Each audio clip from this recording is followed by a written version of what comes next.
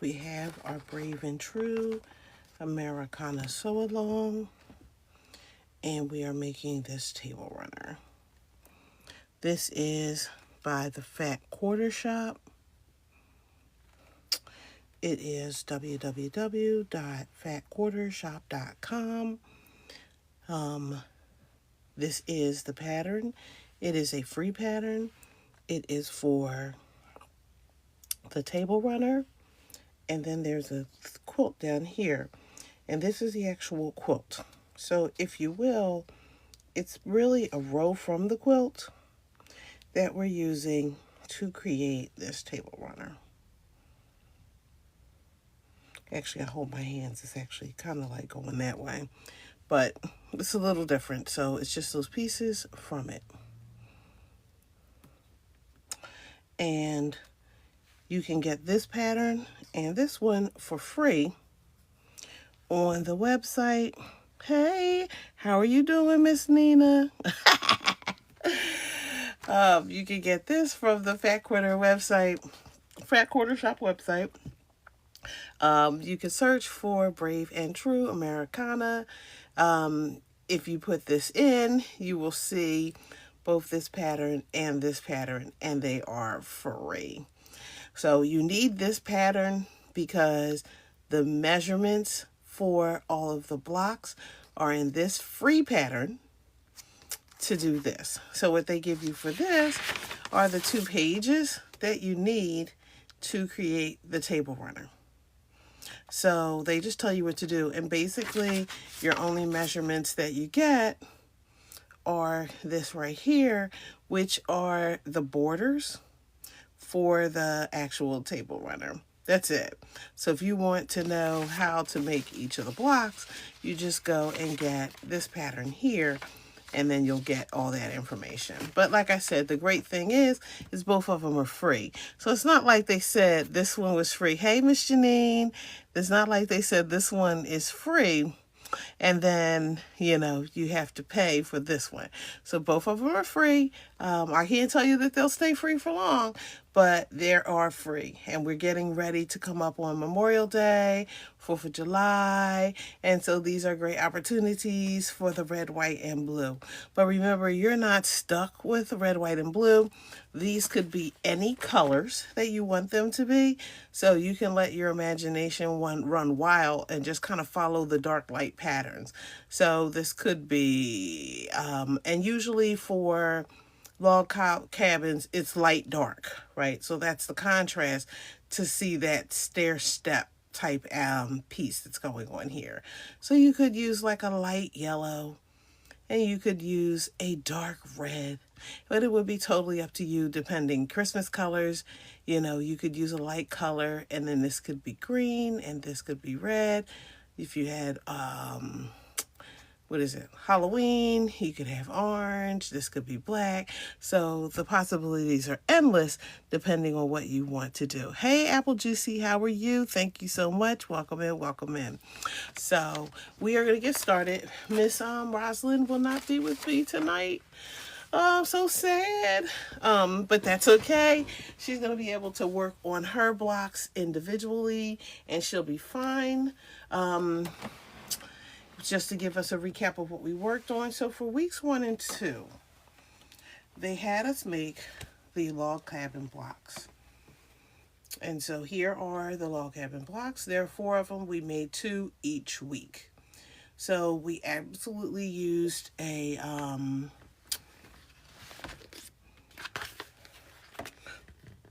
resource. This is the log cabin quilt block foundation paper, and this was an easy way to make the blocks because they helped us to be nice and crisp when we made those with the corners and everything else. Sometimes log cabin blocks can get a little wonky on you. Their blocks can get curvy, and so that's a great way, especially when you're doing a lot of log cabin blocks, to use something like that foundation paper. So I worked on this for week 1, and I said, hey, if you're not going to buy the foundation paper, you can still make the block. And then that's what we did here. We did this without the paper. Now, I could have changed the measurements to make everything nice and even. They do have measurements for it. So you could get a free pattern, make a 12.5-inch block and not use theirs, their measurements, if you weren't going to use the foundation paper. But then, of course, we use the foundation paper, and then you can see the difference. All the blocks are nice and even. They are straight. Absolutely perfect. Hey, Miss Karen, how are you? So we have those 4 blocks. So these are ready to go. Then the second, watch me not remember where I put those. Then the third week, we worked on the second blocks, the second set of blocks, and they were these red stars. And this is how they came out. And we were able to put these together very quickly. Miss Rosalind worked on 2 of hers while we were live because that was how easy they were to put together. So these were the 2 we were working on. The one today will be similar to this, except the difference is the inside star will be light, which will be white, and outside will be dark, which will be blue. Okay? And then that will be the final one. So we had 4 log cabins, 2 red stars, and we will have 1 blue and white. And here we are, peace and harmony. How are you, darling? How are you? And so here we are here, and this is the block. You also notice that in their picture, everything kind of looks a little scrappy. You can make this as scrappy as you want. That's why there's a whole list of fabrics that they suggest, but they also tell you could be very scrappy, use your stash, because nobody's going to buy, well, some people might. You might get a couple fat quarters, but for the most part, you might not buy all of these and go through the hassle of getting every one from them just because you're only using a few strips of each color. So you may not need a whole bunch of this, but you can absolutely use your stash to create this. Okay, so for the blue and white star, we have all of our things cut out. These long strips are for the border because we're going to put it together today. Yay! So we will take these and set these aside just so we have them. This is a free pattern, so, you know, I can discuss everything. We have our corner blocks, and these are going to go into the corner. We have these, which is going to help us make the flying geese. These are the sides, again, to make those flying geese, so we'll need these too. This is our center for the star. And then these are the 2 pieces that we need for the border. Again, all the measurements are in the pattern, so, you know, we can go through them, but it's no secret because it is a free pattern, and free is for me. Okay. Let me move my machine up a little bit. So we'll talk about the pattern as we go. Just as a reminder for people, you're making these and we can chain stitch these, which means that we're going to do all 4 at the same time. No sense in doing them one by one. Let me change the measurements of my stitch length so that's done. This white piece, this white square, 2.5 inches square. Hey, Miss Levette, this is a tone on tone. And so sometimes you gotta look close and make sure you have the right side and the wrong side. It's sometimes very hard to see, but make sure you're on the wrong side. But the good thing is, if you mess up, it's really hard for people to tell that you messed up. You're gonna draw a line. And that didn't, you know, my poor little eyes aren't gonna be able to see that. Okay. And then we're going to lay this down onto our edge. And we're going to do the same thing for all of the pieces. And just draw that line. This line is our cutting line. You could use any sort of marking tool. I use a pencil. That's my marking tool of choice. You can absolutely use a marking pen. You just want something where you can see what you're doing. And again, why I continue to pick these fabrics that I have to play which side is the right side, I will never know. I do that to myself often, but I do like the tones. I like the way it looks. It's not that plain white, but I'm telling you, it will play absolute tricks on my eyes. Thank you, thank you, thank you, everyone, for coming in.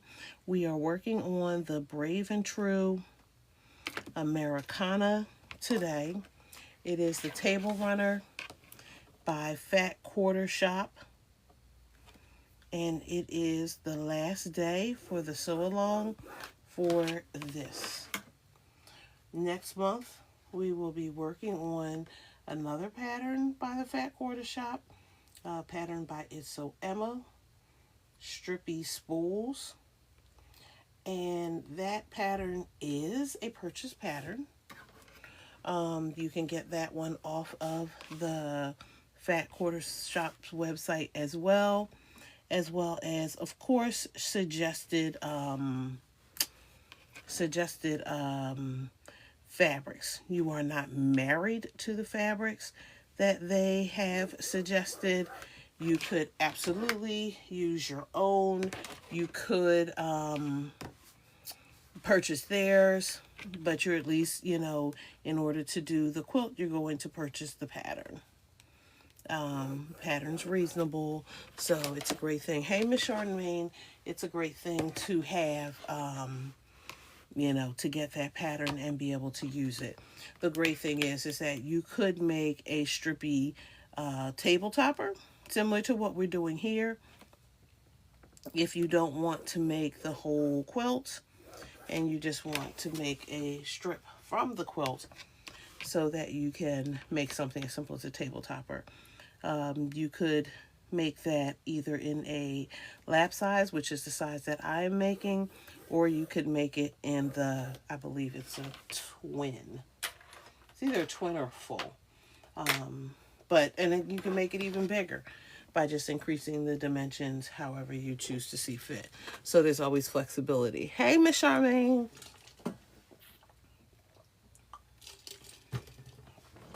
Okay. So everything is laid out. We have marked everything. And we're just going to take it to the machine. And we're going to sew on the line. And one of the things that we need to be careful of when we're sewing on the line is to make sure that our fabric doesn't sink down into that little well that the needle goes in, because sometimes it'll do that and that's a pain. So just make sure you keep that, you know, little straight and you pay attention to that. Usually it happens on the first one. It usually doesn't happen on the ones beyond that, but just, you know, kind of be careful for that. In my case, my needle has a tendency, well, not my needle. Yeah, my needle, when I first start this, it kind of knots it in, and then that's what'll push it down into that well. Okay.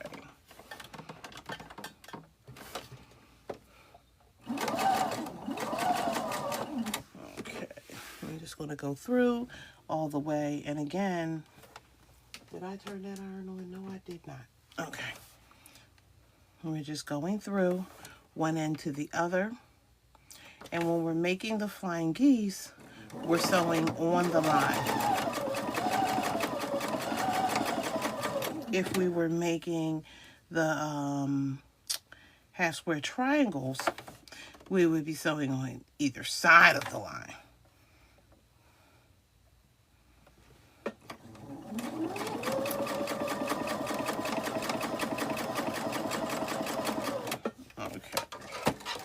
And we talked about this last week as well. When you're doing these,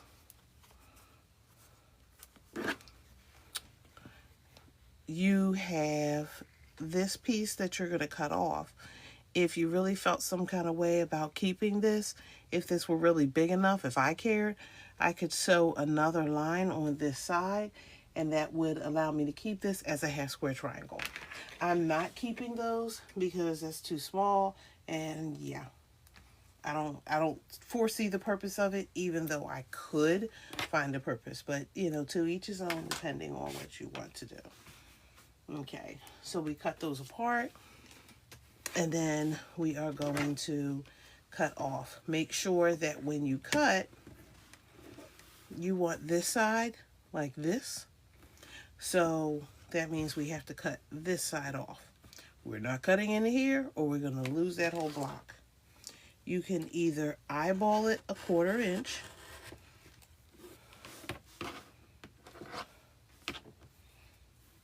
or you could use a ruler if you feel some kind of way.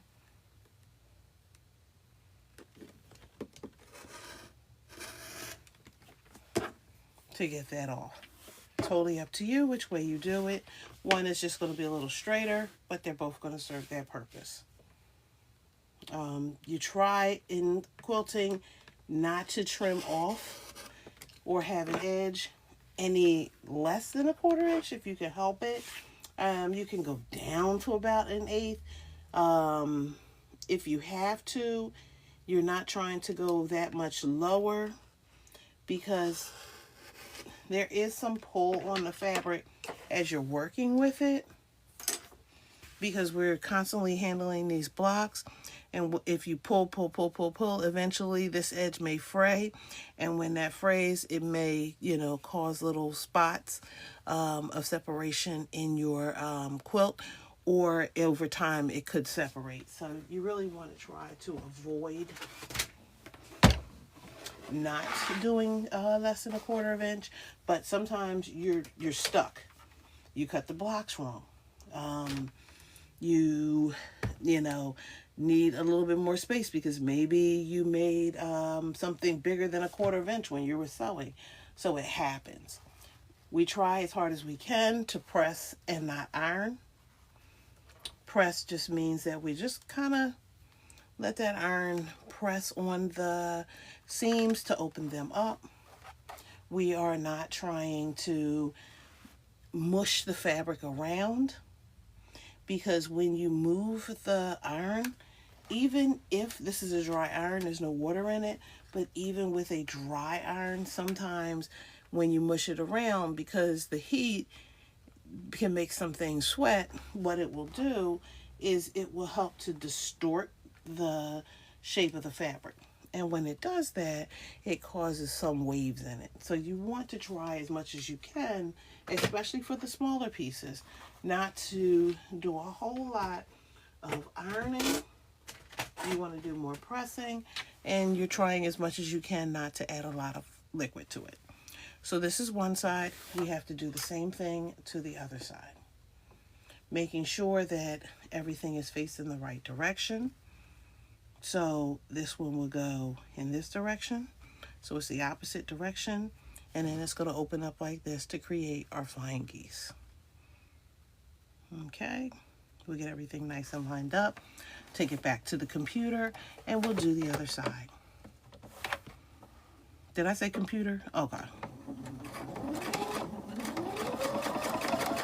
You know, it has been a long day when you're calling the, even though the sewing machine is computerized, but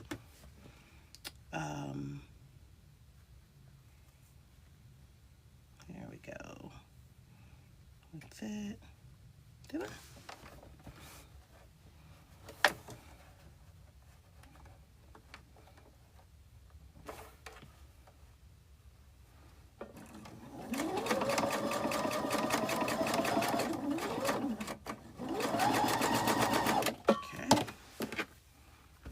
Then we'll get this one. Hi, Quilted by Natalie. How are you?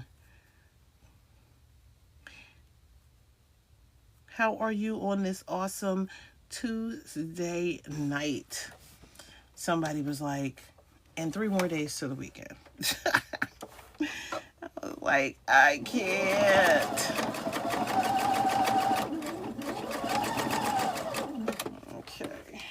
more.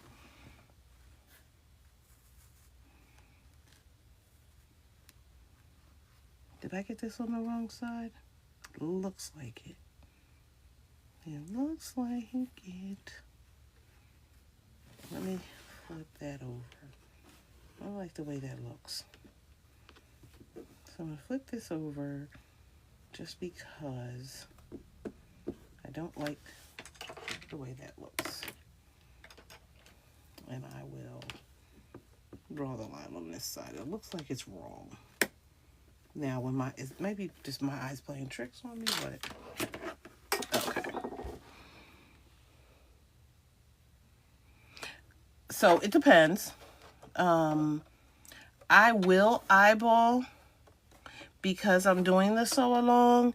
And hey, Miss Joy, because there are so many people who need the right direction, I will model it correctly.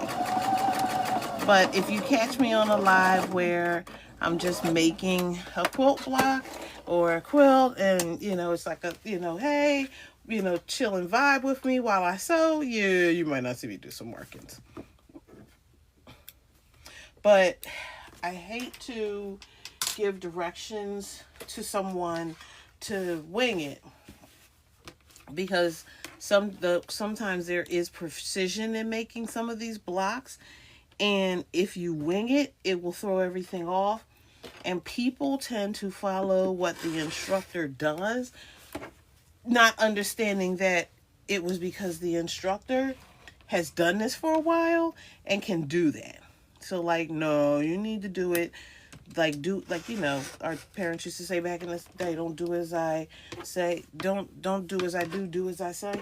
So, you know, I try to, you know, show the right way just so that folks can kind of see if this is not hard to do to make quilts or quilted projects, but you know, it does help to be somewhat accurate.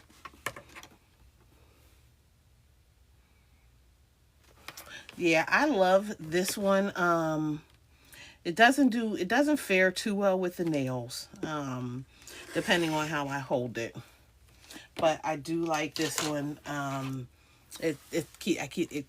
It's very much in handy, and of course, you know, I have 50 billion rulers, so I'm getting in the habit of using those rulers more often. However, you are not married to that ruler. You can absolutely use the ruler that you have. I was watching a TikTok video and somebody was saying like they were getting ready to move into a small dwelling and what could they take with them. And so if I had to pick, like I would pick this kind of ruler, which is a 6.5 by 24, but I would pick something like this because it will allow the flexibility. Not like it's big and bulky, but you know, you're not taking a lot of stuff with you. So you may want something that you can use that could be flexible. If I were going on a quilt, like a retreat of some sort, and I had to pack it, I might take something like this, which is a 3 by 18, and then use the cutting mat to help me cut. So it just depends on like what you're doing, what the space is, depending on what type of ruler you take. Often I would take the smaller ruler with me to quilting classes.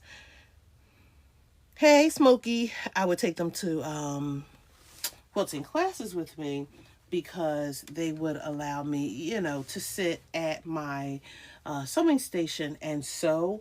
And if I needed to use the bigger ruler, I got up and just went to the table with the quilt shop and used their rulers. Okay, so these are done. They have been pressed open. So let me show you that side. I do press to one side. In this case, I did press to the white side. A lot of times people will tell you to press to the dark side. I didn't want all that bulk in the center with both fabrics going, so I pushed them out. The reason why we typically don't do that is because in the right shadow light, you would be able to see through the white. And with that blue, dark blue shining through as well, it's easier to see the seam through the white. But sometimes it's unavoidable, and so you're stuck. How can I leave my fabric on the iron without burning it? How can I leave my iron on the fabric without burning it? It's really not on there that long. But I am, like, I'm watching it, Julie. Is it Julie? Juju. So I am watching it, Juju, and then I'm just like lifting it off. There's no steam with it, so it's just a matter of just letting it just kind of press down and not iron. But I wouldn't walk away from it and do that. So I'm just kind of letting it sit and then pulling it up, because I do want to press these. I don't want to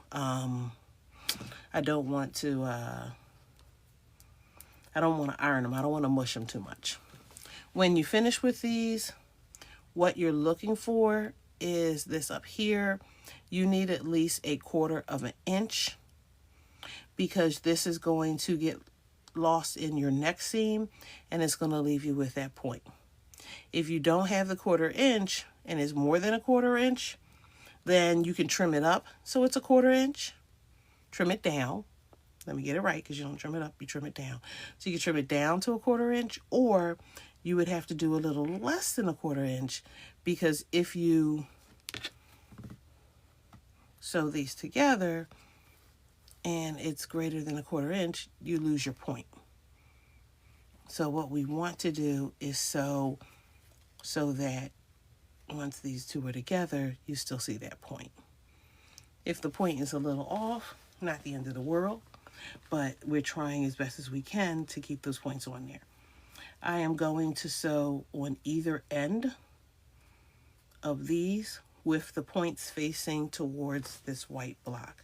The white block is 4.5 inches by 4.5 inches. It's a square. I can sew on this with the flying geese on the bottom.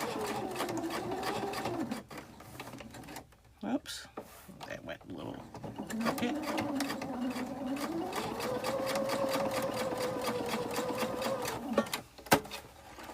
Or I can do it with them on the top.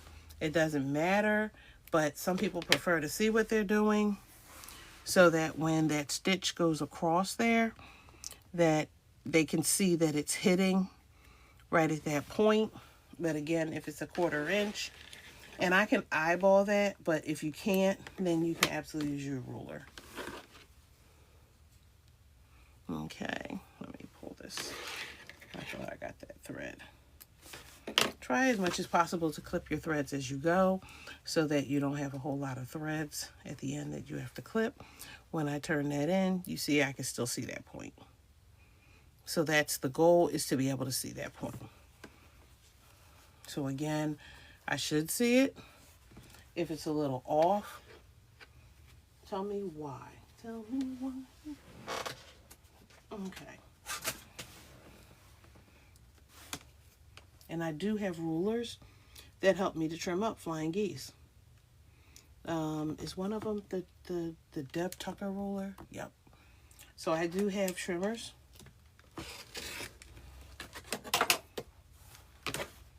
You can trim off just a little bit of that excess. I'll show you that ruler in a minute too. But again, you don't need it. So I try again very hard not to show too many of my rulers, just because not everybody is going to buy that ruler. So I don't want people to sit there and say, oh, I got to buy that in order to do. No, you don't. It'll make your life easier, but you don't have to buy it. You can absolutely leave that on the shelf, leave it at the quilt show, wherever you saw it, and just use a regular ruler to trim things up. Okay. And it's like amazing, like if I say that I have something, for me to actually be able to see it. Okay, you can see right here that there is a little bit of excess right there between here and the seam. Not a problem, because as long as I have those points, that's the important part. So these are done. For the center of the star, I need one up here and one down the bottom. And then on either side of these will be these blocks to help make the square, the star. Okay, so that means that this unit is done. These are the 2 units I need to work on next.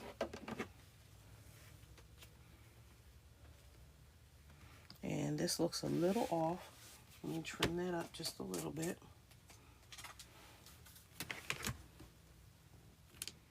And again, I'm measuring as I'm looking right at the edge to make sure that it's still at 2.5. And I'm coming up and just getting rid of that little excess that's giving me a little bit of a hump. I would be able to skip that, but sometimes it'll throw me off, so it's easier. I'm looking right at the point for the 1/4 inch. I'm measuring down here to make sure the bottom is lined up at 2.5 inches. And then if there is any excess, which there isn't much, I'll capture that. And you could see the little bit that I cut off. So it's not much. Okay. So it really doesn't matter the direction for these right now. When you're sewing on these, I'm going to chain stitch them and just add these to the sides.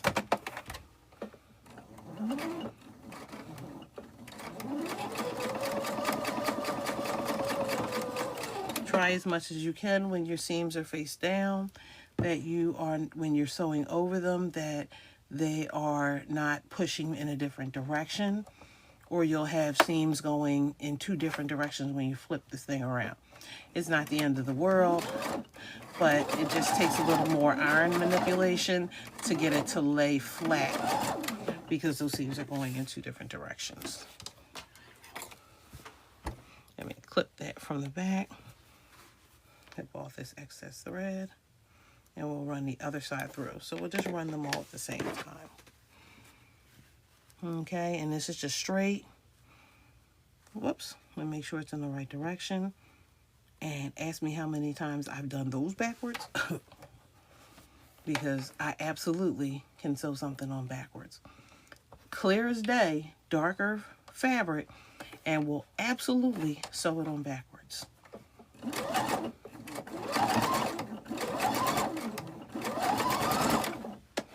Okay, and we'll get these 2 done.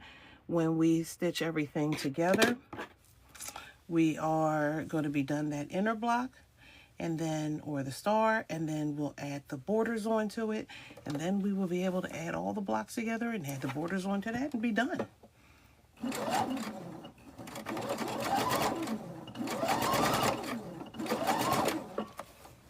Okay, let me get there. Hey Tara, how are you? Okay, I do want to do a little bit of pressing with this, just so that everything is nice and flat. So here we go. The one is going to be on top, one is going to be on the bottom. And they're going to be like that. Okay, to make the star. Everything right now is wavy, or humpy, I should say, because I haven't pressed them flat. When I press these flat, I want my seams to nest. So let's turn this over so that everyone can see what I'm talking about. I don't want all of my seams going in the same direction, because when I flip these over and sew them onto each other, I'm going to be sewing over 2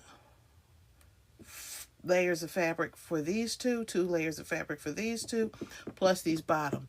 So I'll have 4 or 5 layers of fabric to sew through. If I do one in this direction, well, let me say the direction they're going to go in. If I do one in this direction, the seam, and do one in this direction, what happens is, let me see if I can turn it this way. Now when I sew over this, I'm only going to be sewing over 1 layer, 1 layer, 1 layer, and then one, there's, well, I'm sorry, 1, 2 layers, 3, 4 layers, and then these 2 layers because of the seams, and then this layer and this layer. So it'll be less. And then these 2 lined up will be called nesting the seams. So I want to press, for me, I'm going to press these fabrics out and press these 2 inward. You could press your seams open if you like. I usually don't, which is why I don't do it that way. But if you want to open them, you can. It's a lot of fidgeting to get in there to open them and press them, and I don't feel like that. So I don't do it that way. There are times when I will press the seams open just because there will be a lot of layers, and the easiest, obvious way is to press them open rather than to press them open rather than press them on one side.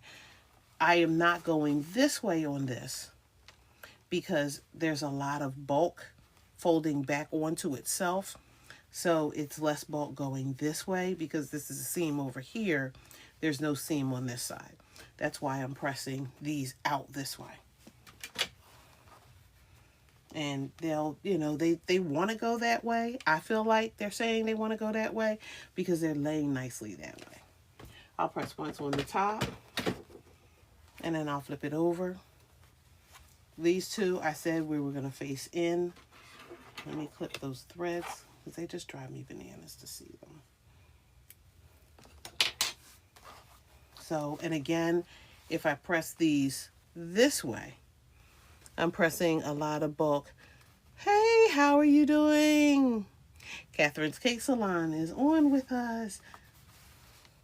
And so if I press them this way, then there's a lot of bulk. So this way, there's less bulk. And again, they want to go that way because they just seem to like to lay that way for me. I don't know what it is, but they just lay that way. And again, I don't have to do a lot of ironing. In some cases, you're going to pre-iron your fabric. You'll starch it, do whatever you need to do. And so there's not a lot of wrinkles unless you have it sitting off to the side somewhere. If it's been sitting in your stash and then so there are these permanent creases, that's the only reason why you would have that and would really need to iron it again. Other than that, you really don't have to iron your fabric as much as you just need to press your seams. Okay, everything is greatly pressed.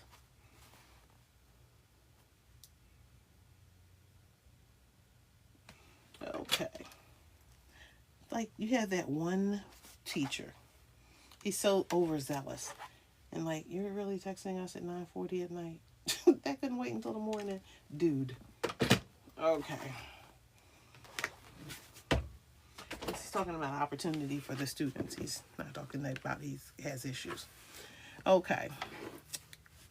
So this is going to go like this. One on top, one on bottom, making sure that your point is going to the center. And what you want to do is just make sure those seams line up nice and neatly, and they will lock in for you, or what we call nest. And then this should line up with this edge if everything is correct and your seams are great. And then we can start stitching. Thank you, thank you, thank you for tapping the screen. Thank you, thank you, thank you for the likes. I appreciate you. We are at 1,000 likes. So thank you for tapping the screen and joining me here today as we are making the Brave and True Americana table runner.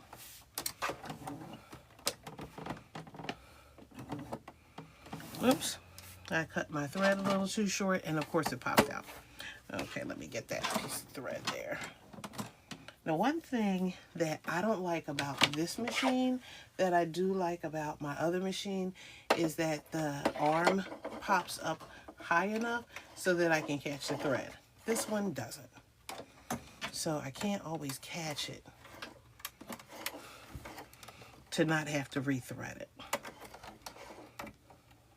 Okay, I am using a 1/4 inch foot as I sew. Some of your machines will come with it. Some people have to purchase them. And then there are different reasons to purchase different looks. So, of course, that wrapped right around my needle, which is not what I wanted. Got it. Okay. Is this down? Because it feels like it's pulling. Okay. So this is the 1/4 inch foot. And you'll see it has like a little wall on here. So the fabric, when it is going through the machine, will ride on this side of it. And it will hit that little wall, which will help me to get a perfect 1/4 inch. Thank you, thank you, thank you. I'm at 2K. So it will hit right against that wall. It'll help me to get there. Sometimes I do prefer a clear foot because you can see through it better than the metal ones. Again, it's personal preference. Clear feet tend to snap, and clear feet to me are a little bit more forgiving, because how many times have I been sewing, move my needle over to the left or right a little bit too much and went right through the plastic in the foot and still didn't break the foot. Whereas, yeah, I would have broke that foot if it was all metal. Thank you, thank you, thank you for tapping the screen and getting us to 2,000. And let's see, we'll go here. And you could absolutely use clips if you prefer. You could use clips at that point. I'm getting ready to remove them, but just so you could see it. And I could have clipped here.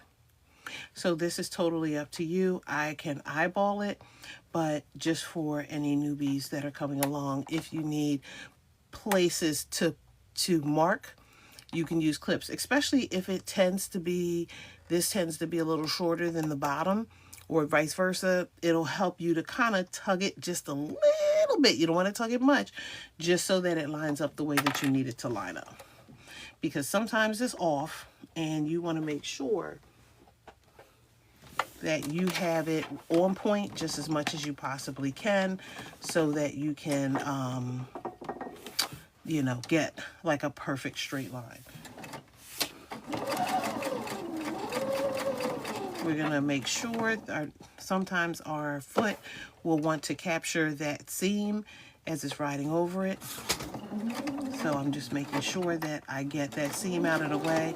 That's why I lifted the foot up. Sometimes it'll go, especially if it's riding in the right direction. Okay, make sure the seams are laying flat. And then lift. Okay, so we have it nested. It made a perfect corner. I didn't cover that point, so I have a point, and it nested on that side. Thank you, thank you, thank you, Catherine's Cake Salon. Located right here in Philadelphia in the, is it Mount Airy section? I still want to put y'all in the Germantown section. I don't know why.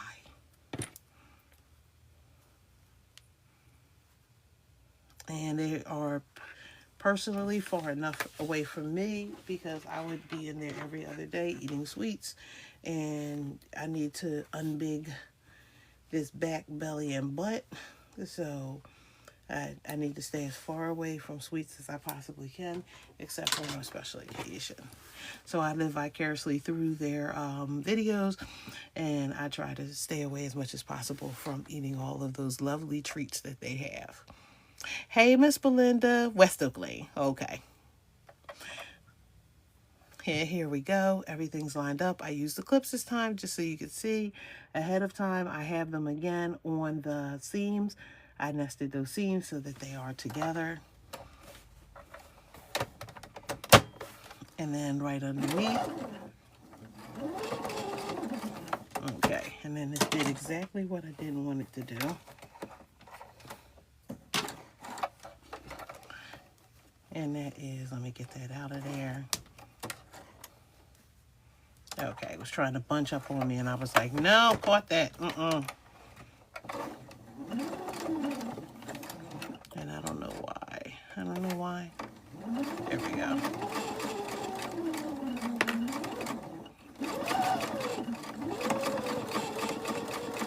again, we're just going to run right underneath.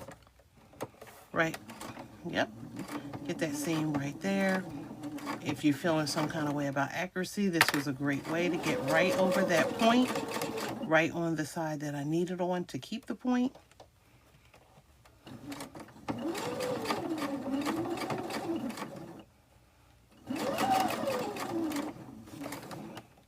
Do I have somewhere in here? I had that ruler last night. Okay, and then here we go. And so that one's there, and the points are pointing. Okay. So all of my points are great. If I flip this on the back, everything is going in the direction that I need it to go in. And I can press these out. Excuse me. Okay. So either I can press this down. Let me get rid of this thread. I like to start on the back just to force the seams in the directions I want them to go in.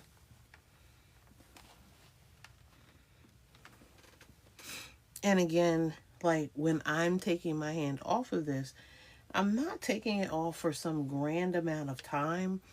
I just am not leaving it on there enough to burn anything. I'm not walking to the corner store. I'm not going to the bathroom. I just want this to just press the seam down. I don't want to iron it and manipulate it. A little bit of ironing and manipulating won't hurt it, but you don't want a lot. And again, I can give this a really good press at the end when everything is together, and I can really make those seams lock in and be straight, flat. But right now, I just want it to do exactly enough so that it lays nice and flat. I can see it flat. It's flat on this side. And then when I go to measure it, because that's important, I want this to be 8.5 by 8.5. And if it is 8.5 by 8.5, then I'm good. If this is not 8.5 by 8.5, I need to square it up. And squaring it up means that I need to make sure that I make it 8.5 by 8.5. Now, I had a ruler right here. Of course I have a ruler that is 8.5 by 8.5. Of course I do. I also have rulers that are bigger than 8.5 by 8.5. So I can lay this on the block itself, line up the lines as best as I possibly can. And if there is any overhang, once I line everything up, I can cut that off. If everything is laying nice and flat for the most part, there may be some places where it is just a little shorter than a 1/4 inch. I'm not even worried about that because I can capture that when I sew everything together. So this is done. We need the borders on here. Borders go on opposite sides. Doesn't make a difference because if I flip the block, then they're on top. So it doesn't matter if I start on the sides or on the top. I just need opposites. So we're going to sew either side of these. Again, I need a 1/4 inch from that point up into the seam, and that will guarantee that I keep the point. Thank you, thank you, thank you, everyone. I appreciate you as we are almost to 3,000. Yes. Okay, and we're going to take this again to the machine.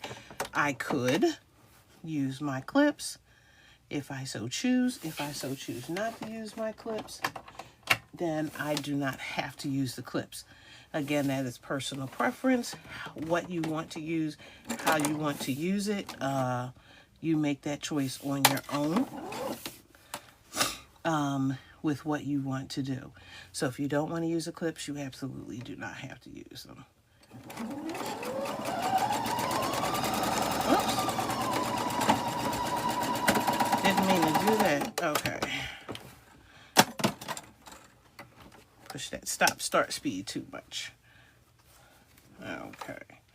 and then it wanted to go over the hump, but it didn't want to go over the hump. So sometimes your seams will get caught right at the hump, and you want to make sure that it is going right where you want it to go.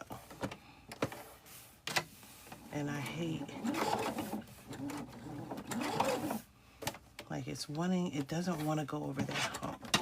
And it's just because there's a lot of fabric there that it just wants to stop right at that hump, and it doesn't want to go any further. So I'm just helping it by just kind of hand cranking it just to get it to go over that hump.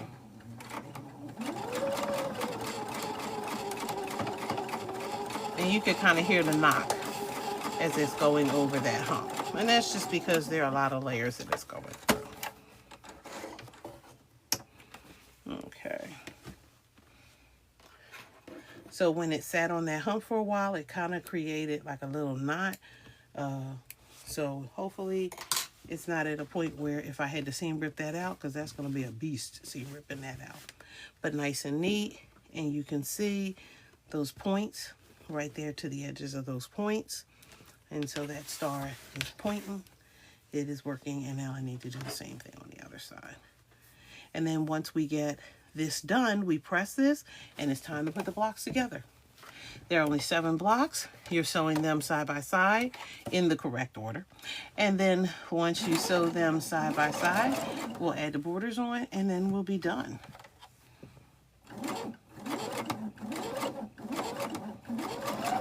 I'm going to go over that hump because the humps were giving me a problem. My machine was fighting me today.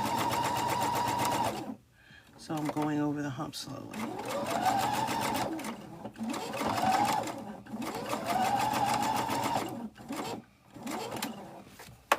Okay.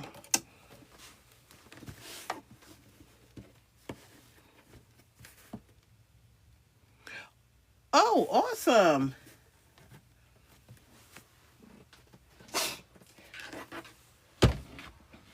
I love a quilt as you go because it is zizzon, and you don't have to do the whole lot of shoving a lot of things under your throat of your machine. I am so happy that turned out well for you, Charlie. I'm pressing the seams out again. And again, this time I'm starting on the top. I could either do the bottom, I could flip it over and do the back, I could do the top, it doesn't matter. But again, especially with these long strips, I don't want to do a whole lot of ironing. I don't want to do a whole lot of pulling. So all my seams are going away from the center of the star.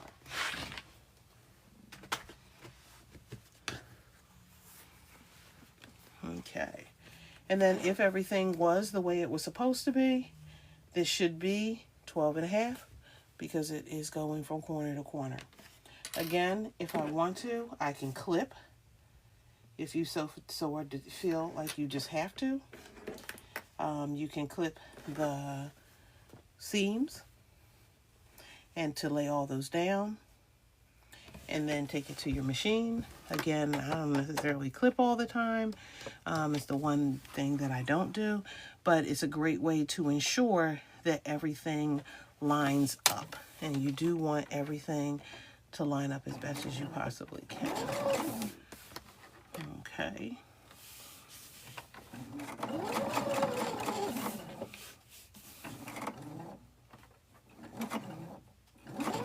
Over that hump, there are 2 humps. Okay, and again, it's not a race. So there's no race to this, so you don't have to rush to get that done. You want to get over that hump. Okay.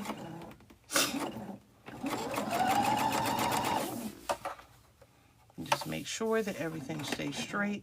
I'm not pulling because the more pulling that you do, the more that it is going to wave on you, and you don't want it to wave.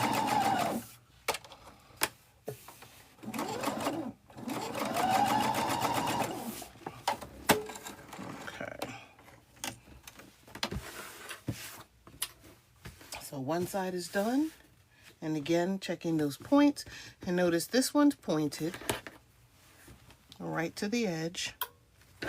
This one's a little off. But again, I'm okay with that as long as I have a point. So I'm more concerned about the point than I am concerned that I'm a little off. I don't want to be a lot off, but I'm not worried about it's a little off.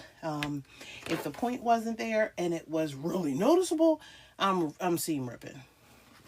If it's not as noticeable, it's going to stay the way it's going to stay. This is a little bit over.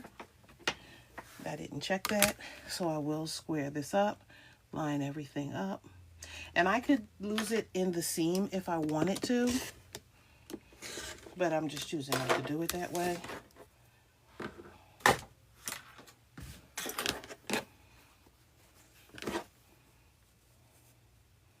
And then we'll line these up again and take this back to the machine. Is it hot? It must be hot outside. Because right about now, I feel like I'm sweating like I worked out. And I'm like, okay, girl. Okay, girl. I was sweating earlier. But if I go downstairs and I look at the temperature, it is not going to be that far off. But I'm, ooh, girl. Get over that hump.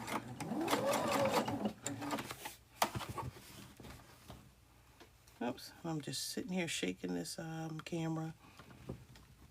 Hey, Pieces, Love, and Quilting, how are you? Hey, Mr. Joseph.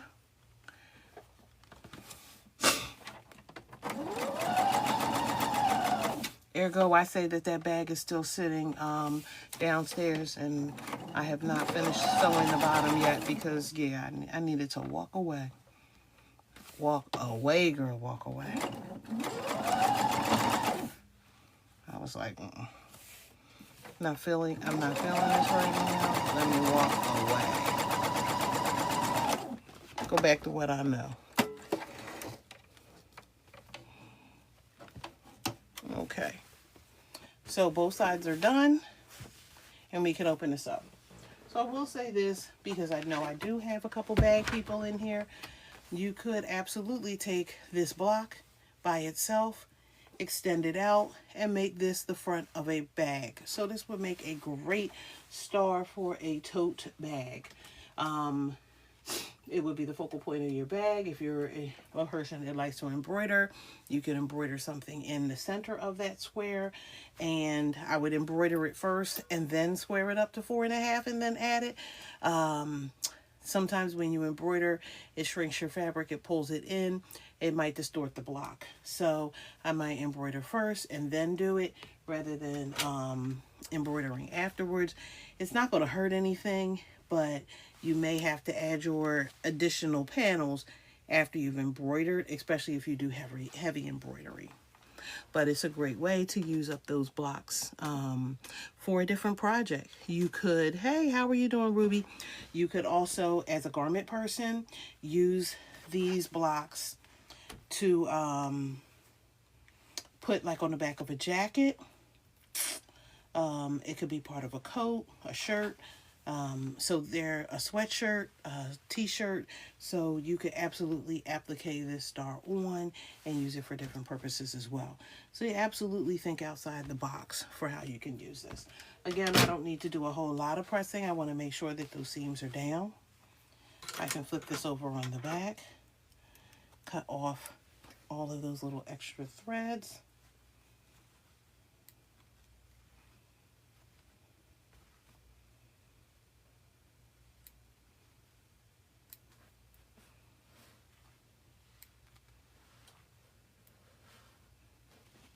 Get these off. Good job, girl. Good job.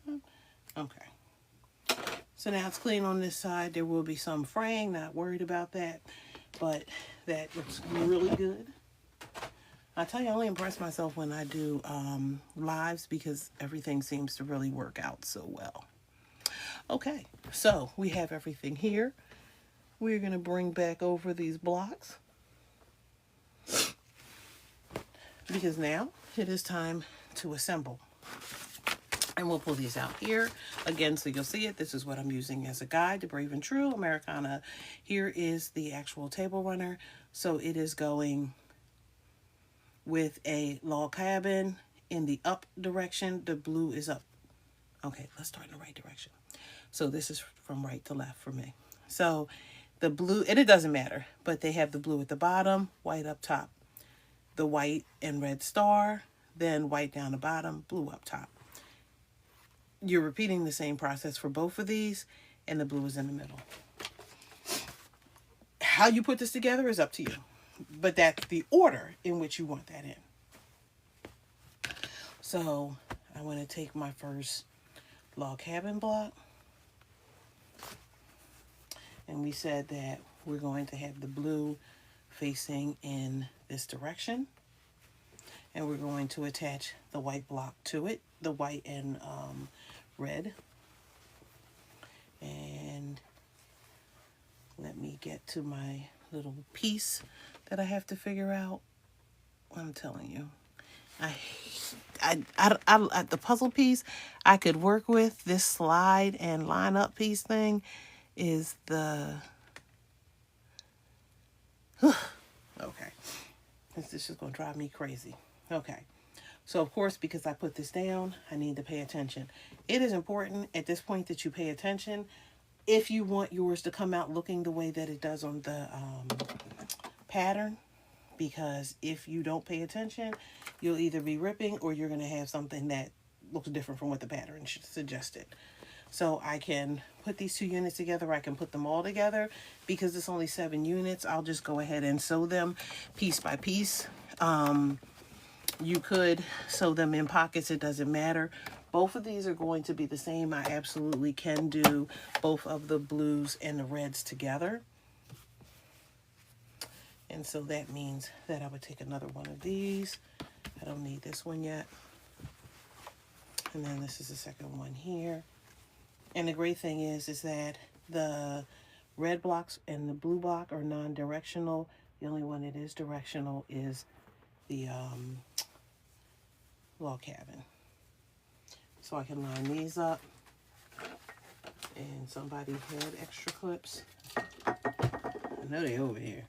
Okay. And again, I'm just clipping them because I am very good with putting something down and then forgetting what direction something was supposed to go in. So I can get both of these done. And then I can add that last log cabin onto the side of it. And then I'll have those 3 units done and then place the blue in the middle. If I feel some kind of way, I can do a back stitch.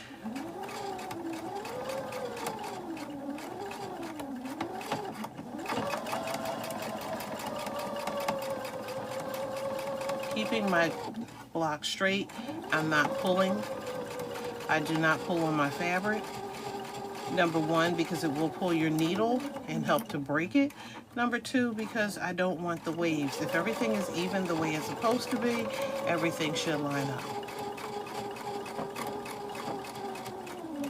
Okay. Remember, we went ahead and did the second one, so we can just run this right through.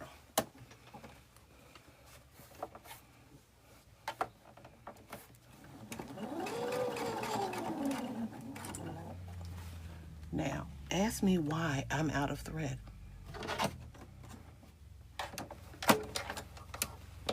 Okay. Now, ask me why I was sewing both of these and the bobbin ran out. How about that? How about that? This is what happens when you're running your mouth and you're not paying attention to what you're doing. But the good thing is that, of course, I've already created another bobbin. So if I am working on quilts or projects, I usually will have a lot of thread already wound up on bobbins so that I don't have to create them. Sometimes I do, but usually I try to get all that in advance if I, am doing a good job of planning. If I'm not doing a good job of planning like I did right now, that didn't happen. Okay, So we're going to run this through, and we're going to try this again. And this time, we know it's going to work because you have a bobbin.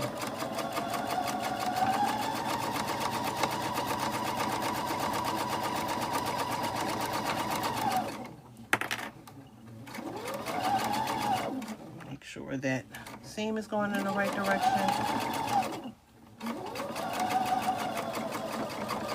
Okay, and then we're going to run back over this again because it didn't sew the first time since you didn't have a bobbin.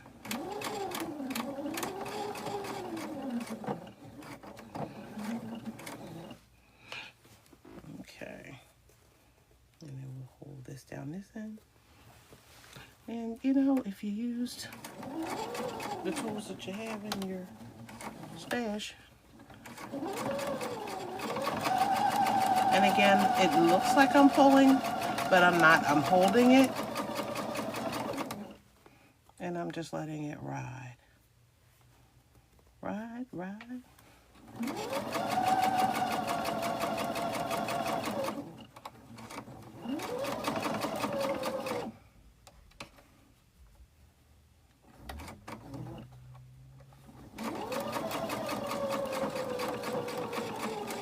Okay, there we go.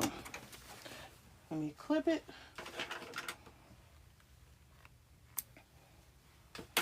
Okay, so we have the blue and the white. Blue is down bottom. White is next to it. The same is for the other one. And then this time, the blue is going to be faced up. So we're going to connect this. And I'm not really lining it up right now. I'll do that when I get to the machine. I just want to make sure that I clip it and that I have them in place. Why am I? Okay. You threw one off to the side and it was like, where is the other one? Blue is up top.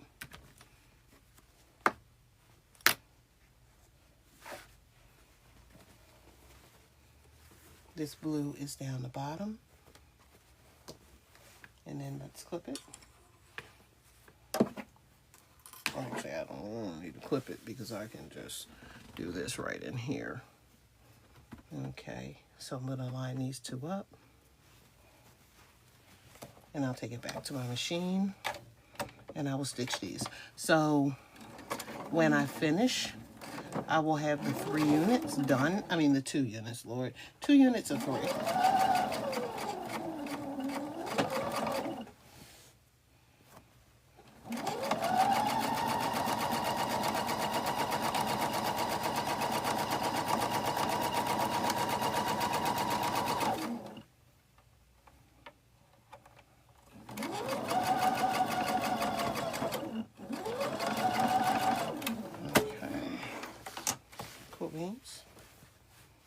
Okay, so I have that 1 unit done,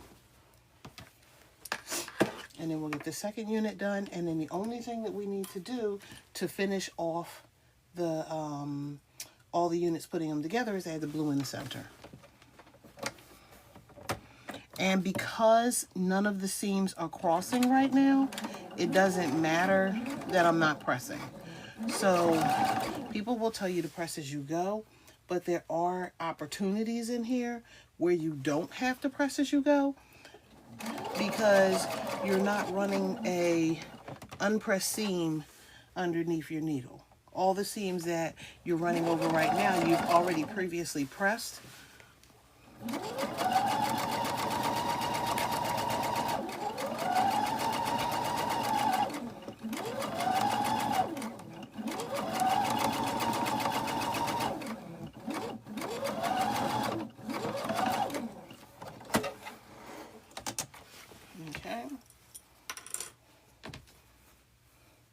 So this is all in one piece. And then now I need to add the blue on either side. Again, the blue doesn't matter, it's non-directional. So I can start with this one and then I can add the other one to the other side. and then all the blocks will be together. And then I need to just trim it with the 4 borders, and I'm done. Oops. Let's not have that problem. And again, just to kind of save myself with the seams, I did do a back stitch. I don't always do a back stitch over each quilt block.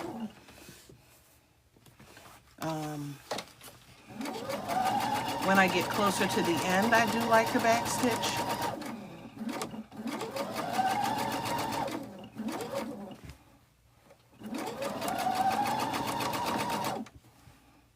Let me do that, straighten that out.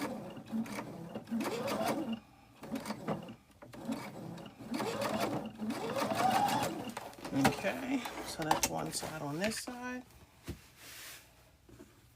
And again, we're going to give this a good press once we get all the units together before we add that border. And then once we add the border, we're done. The great thing about this is that the blue is down bottom on this side and it's up top on this side. So even if I mess up, when I flip it around, it's still the same way. So even if I wasn't paying attention, the great thing is that it doesn't matter for this one, because they're all going to line up the same way. Doesn't always work that way. And again, you do want to pay attention to how you're sewing things together so that you don't get something flipped upside down. Because one of the things that some of us have an issue with is that we don't catch it right away, either moving too fast, just, not seeing it. And then what happens is that you get the whole quilt together or the whole unit thing together, and then you're like, I messed up. And then at that point, you make a decision. Do I rip it out, or do I call it a design error? And sometimes I call it a design error, and sometimes I rip it out. It's not like when you're embroidering and the person's name is Anna with an A and you spelled it Ann with an E. There's no playing that off because somebody's looking at it and going, that ain't right. Okay. So everything is together.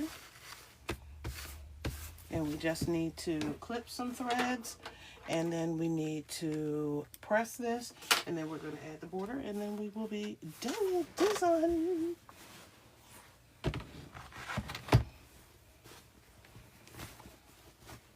If for some reason you prefer, again, you can open those seams up. If you don't prefer, like me, you press them to one side. And again, I just want those to lay.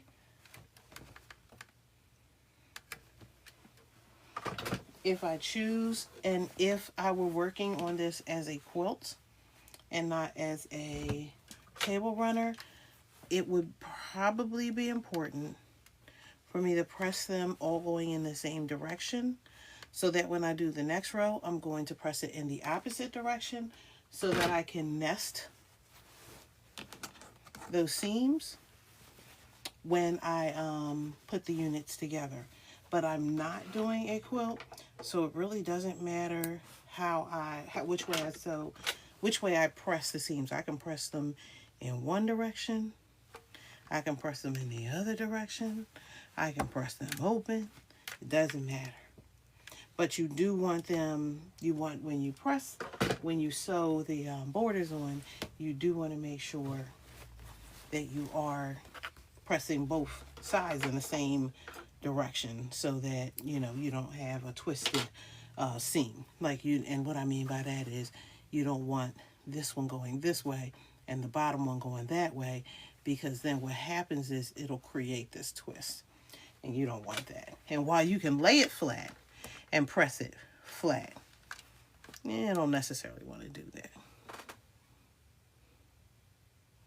Thank you again for the likes. We are at 3,008. Okay, and we'll get in there.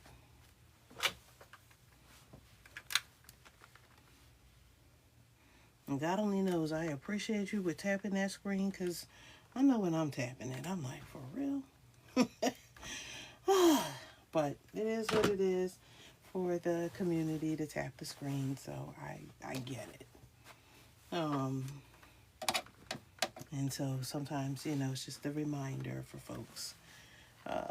Or sometimes they have their own little plan going on. I thought about possibly like doing giveaway for one of the quilts, and I may still do that because I have a couple more sew-alongs coming on, and I may not need those quilts. Okay, so we're going to press all that down. All that's pressed. So once the unit is together here, they tell you to add the top borders on first and then the sides. Now the top border is long. It's 84 inches. So it is long. If you get confused,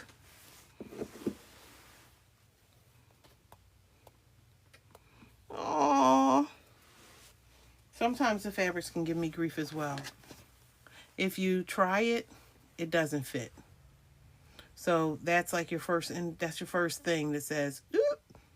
That's why I know it's not the sides first. I know it's the top, the tops first. So I've already cut these out. They are already sewn together, because 84 inches does not your fabric have. You are not buying 84 inches of fabric. You're not buying for just this, right? You might buy it for other things, but you're not buying fabric unless you feel some kind of way that you're going to stitch. You're going to cut it by the width and then stitch it together. I do like to press open the seams here, just because I think it lays flatter as a border. So I will press those open. And then you put them all together. If you feel some kind of way about a seam or a lot of seams, you could run it again, parallel to the grain and buy more fabric. Nobody's doing it, but I'm just saying you could. This is folded in half, and I unfolded it, right? And then I'm going to fold this in half again. The trick is my table runner should be 84 inches. Keyword is should. And so if it is 84 inches, then that means that this is going to match the border.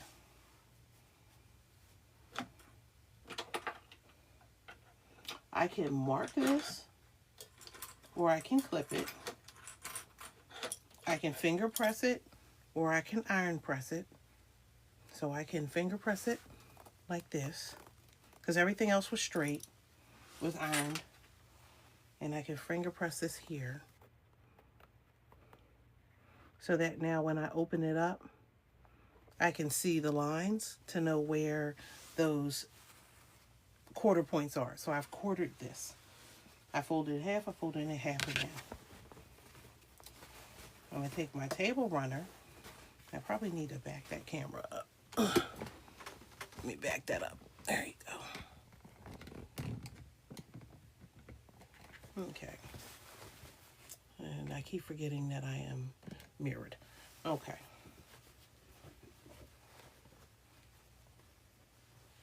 So if I take these, basically I want to do the same thing. I can take this and measure it on my mat to see how long it is. And if it goes to the measurements that it's supposed to go to, I know that it is what it's supposed to be. Okay, and that's 82, 84, it's 84. Okay, so I can measure on my mat. I'm going to find that center point. I can finger press it, or I can clip it.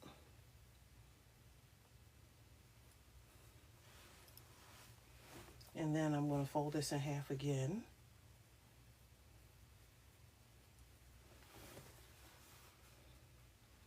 And I'm going to find that center point. Now it would help when I did this to do the other side, because you're going to end up doing the same thing at the bottom. So why fold this and fold this twice when I only have to do it once?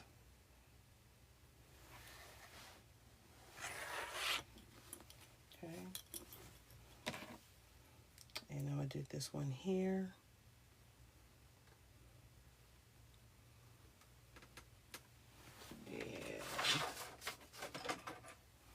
And I'll get this one here. And ask me, because I knew I pulled clips out, right? And then we'll put one here. And they're all in the centers. So I mark my centers using my clips. Now I'm going to take my fabric. Let me angle that out just a little bit. Okay. We're going to open this back up. And what this does is it'll help us to evenly distribute the fabric on the runner. If you try to do this without, it might work. Or you may end up pulling something a little tighter, like the bottom or the top, and sometimes you're short and you're like, how am I short? Well, either you're short because you didn't measure it to make sure that they were both the same measurement, or because maybe you pulled on one end tighter than you pulled on the other. So that I can line this up. I don't think I have enough clips.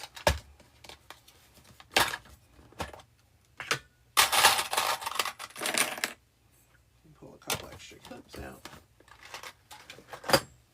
And I'll put this end.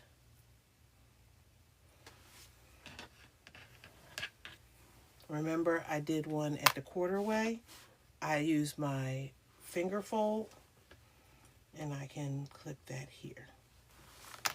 Okay. If I feel some kind of way, I can now work with a smaller section, find that midpoint, and clip. Then go to the next area, find that midpoint, and clip. And we'll do one side at a time. Just, you know, and if you feel some kind of way, you could do both. I don't, so I'll do one side at a time. Okay. And again, taking your time, just going through this. There's no rush. Make sure it's laying flat. If it looks a little wavy, let me try this in and see, because it should not be.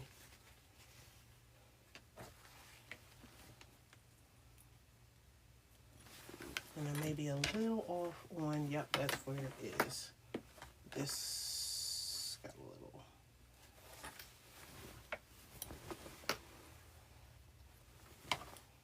Okay, somebody didn't catch that in. Somebody, me. Okay, so we're going to capture that. And we can clip right here in the center. And it's just right on the seam.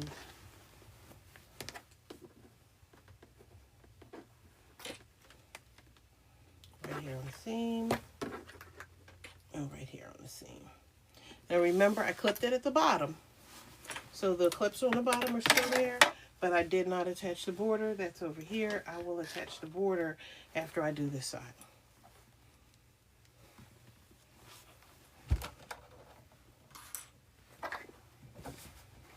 Okay. Hey, Miss Cynthia, how are you doing? How are you doing, girl? Okay.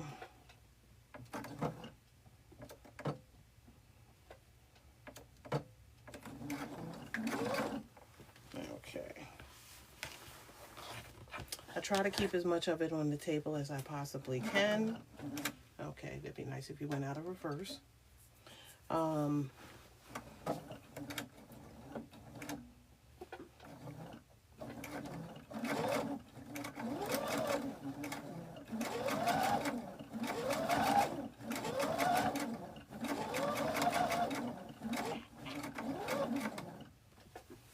is wrong with, is this sitting on this?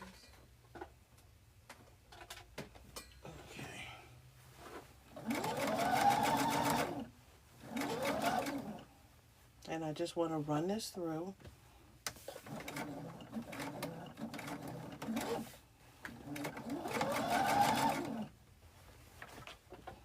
Okay. There is something, I think there is a short in my plug. I'm going to have to get another plug. Like it keeps doing it. Like start, stop, start, stop.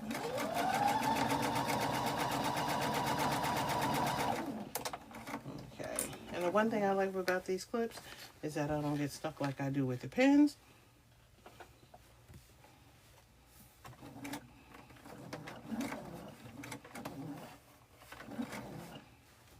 Okay.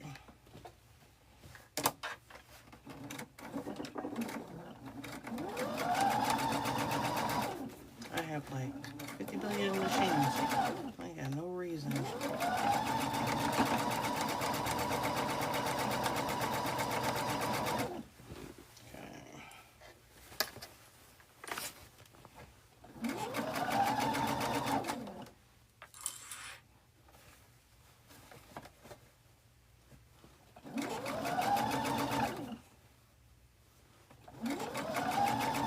And this is long, so because it's long, take your time.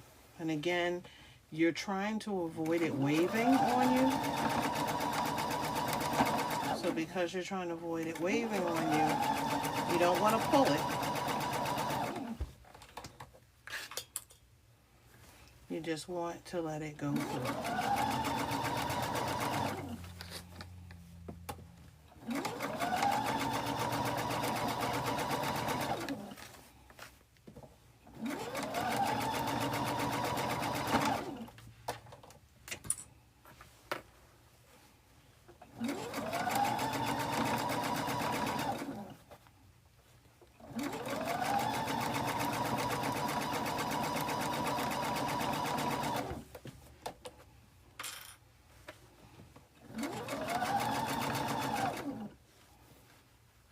Imagine me in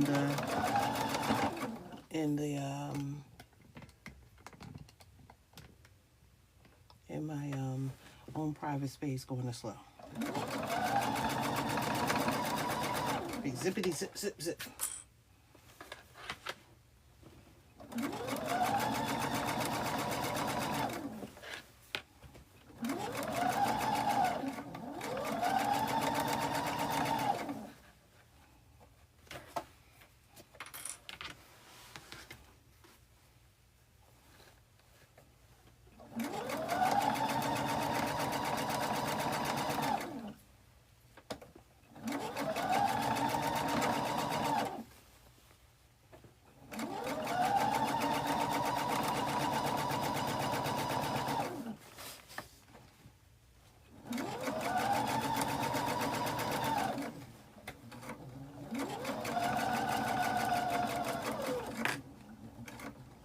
Okay, almost to the end.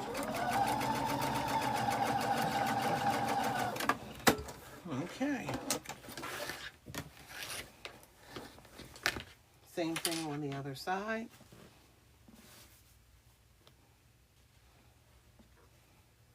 Make sure your two lines are lined up. Find that center. Give it a good finger press.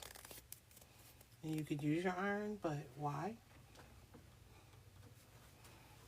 Then take your two pieces, put them together, fold them in half, and finger press here.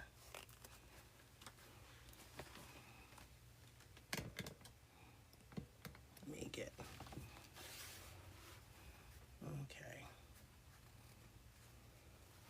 So once that's done, we're at the bottom, and we're going to just repeat the same steps.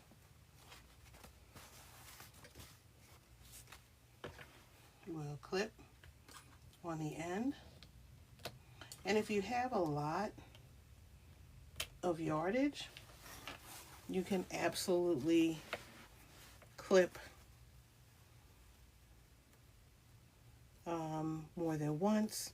Sometimes, depending on how big the quilt is, my clips will pop off, and they don't pop off by themselves, but like I'll hit something and it'll just pop off. And so because it does that,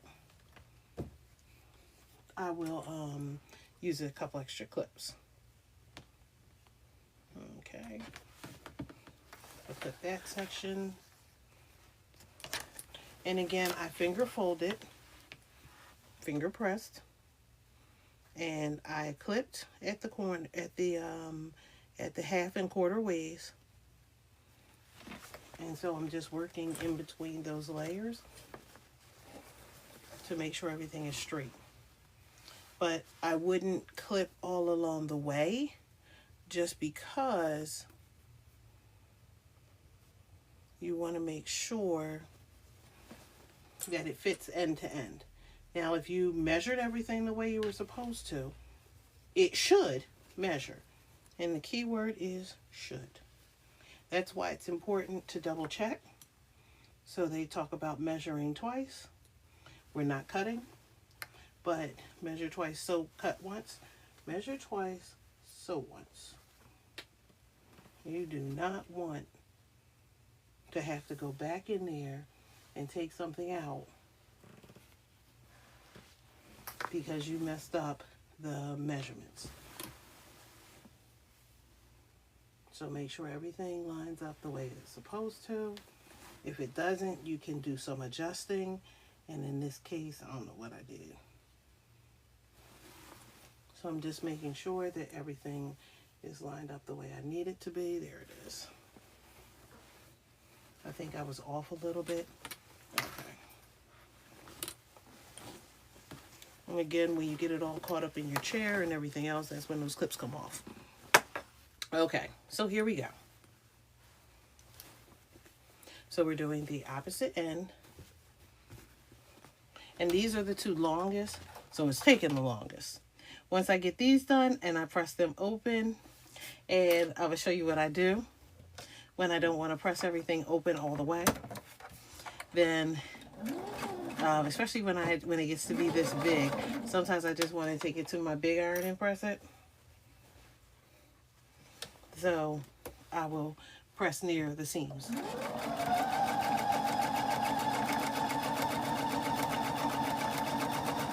And that way I get what I want for those corners without necessarily pressing the whole thing.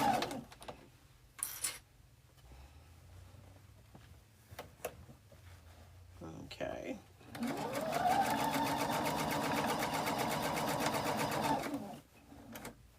And if I wasn't looking for perfection, in some cases, I would run this machine a lot faster than it's running. But I do want this to turn out the way that it's supposed to. So I'm following the directions, and I'm making sure that I give you the directions the way that I'm supposed to, because hey, I don't want you to run into any issues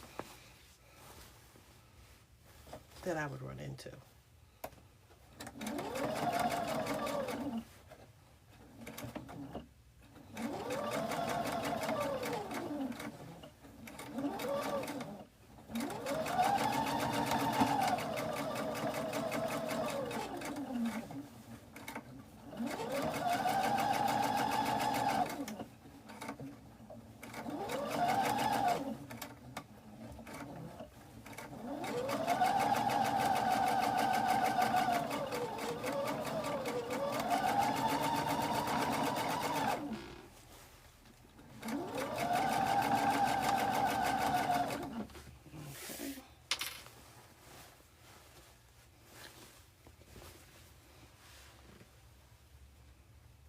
And I could have used a couple more clips, But clearly I wasn't. I thought I did, but it didn't. And I've already started sewing this. So we're just going to keep sewing. But I thought I added those clips and clearly I didn't.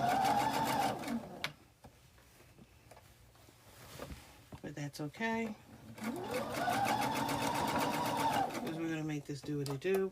I am lifting this up because there are points where my seams were going in a different direction than the direction that the machine wants to push it in. And so I am stopping to lift them up, the fabric up, so that the seam goes in the direction I want it to go in. Because again, remember, I'm trying to avoid getting a twist where I have the seam going in one direction on one side and another direction on the other side, and it creates a twist. And I don't want to create that twist. So I'm trying to avoid that. And again, if you didn't backstitch along those seams, you really want to make sure that you're not pulling and tugging too much, because those seams will come apart because you didn't backstitch. So do, take note of how you're handling your seams so that you are not pulling your seams apart. There's nothing worse than sewing over a pulled apart seam. Okay, which way does this want to go? Okay, so both of these are facing in. So that means this one's going this way and this one's going that way. And again, if you use clips on all your seams, you wouldn't be guessing. The machine still may want, because you'll have to pull the clip off before it gets to the needle, your machine may still want to push that seam in the other direction, but 9 times out of 10, you're not looking for the seam, you know where it is because you've clipped off.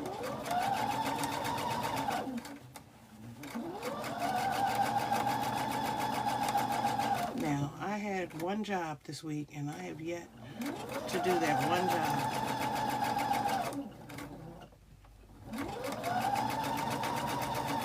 I have to call the quilt shop tomorrow. I have one job. Okay. So, we have added the borders on both sides, the longest 2 sides. So, we have finished those out. And if I want to take these to the machine, to my big iron, and I don't feel like walking, then what I will do is bring this to the mat. I will press. Now the border is 3 inches wide. So since the border is 3 inches wide, I can press at least 3 inches. Of course, I did more, right? Just because it makes sense. I can open these up.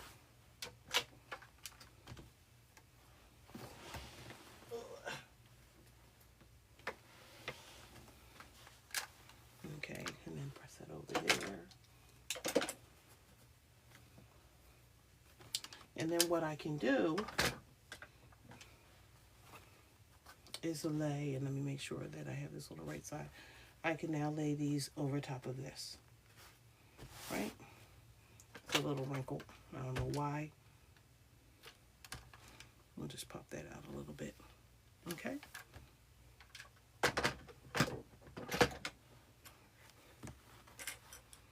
And the great thing is, I didn't have to press the whole thing, right? So if I don't feel like doing the whole thing right off the bat, because I could take this to my big iron and press it really good, I can press just the section that I need to iron. That I need to stitch. And really it's only that little piece down here, right? But I pressed it enough open so that everything laid flat so I can see how this border will come on. So again, all this in the middle didn't get pressed. Let me put that in my lap for a minute. So again, we take this end and I'm going to press.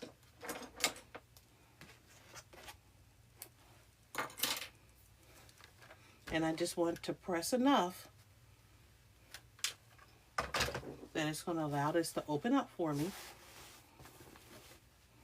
And I'm so used to using an iron that, yeah, the iron board, the iron board is hot.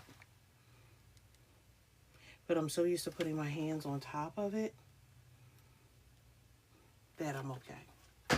Okay. So then this is open.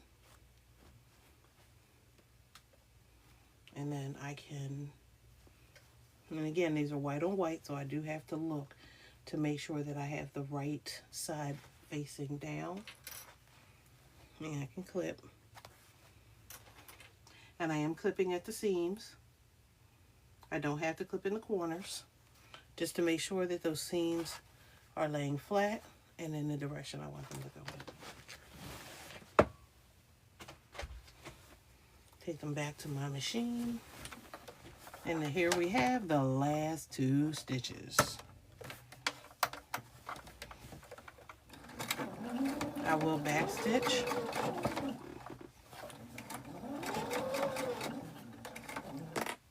And I like to back stitch again, because then when you take it to the quilt to get it, you know, to start the quilting for it, you're not going to again break those seams stitches, because you've back stitched over them. And then you don't have to do a victory lap around it. Really, you only need to do it in those spaces, because everywhere else is just straight fabric. But anywhere where the seam is open along that edge, I may want to back stitch or close it up, or stitch over top of it at 1/8 of an inch, just so it doesn't come undone.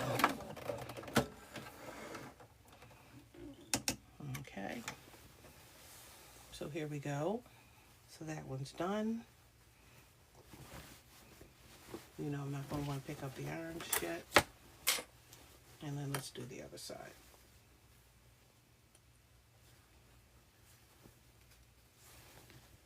Okay, I added 2 here, but again, I didn't have to.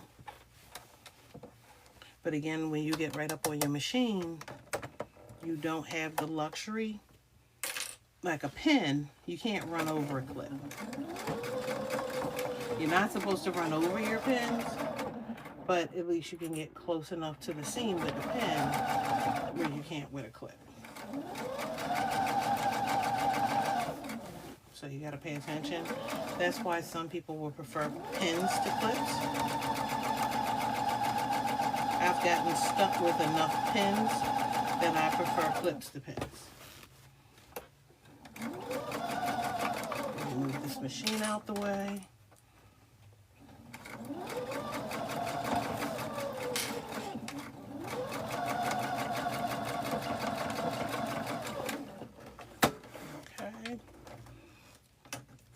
Thank you for 4,006.6 likes. Thank you, thank you, thank you. Thank you for those of you who have rocked out with me up until this point. I appreciate you. I appreciate all the follows. Okay, so we have this here. And again, you're now at the end of the quilt. So this is the end of, well, this case is a table runner, but you're at the end of it. So if there's some mushing to happen, you're not distorting the blocks. However, you could distort the quilt still. So you don't want to do still a whole lot of mushing, but you do want those seams to lay as flat as possible. Now I would take this to the machine, to my big iron, and I would do this, but just for the sake of it, I can either use a mist.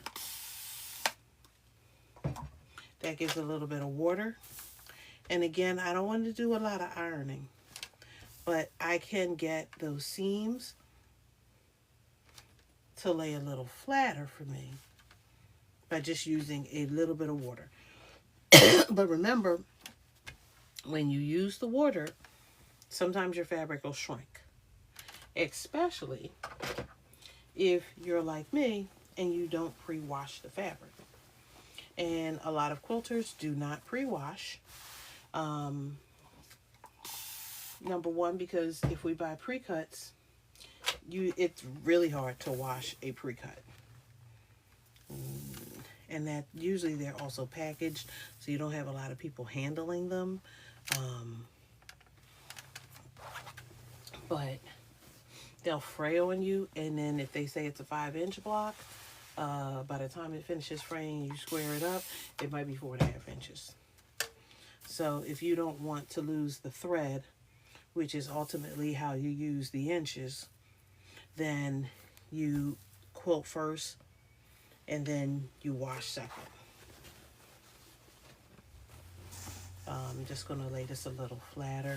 And again, like I said, if I want to use just a little bit of mist, and I like the mister because it spreads out the moisture so that I'm not putting a whole lot of water on it, but it's just enough to help those seams lay flat.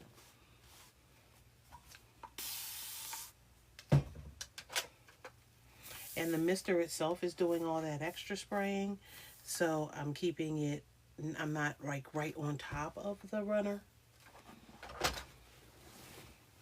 and I'm moving it away as I need to, even though it's giving a little bit more mist than I might like. But it gives a lot less mist than some of the spray bottles. Okay, and we come up on this end.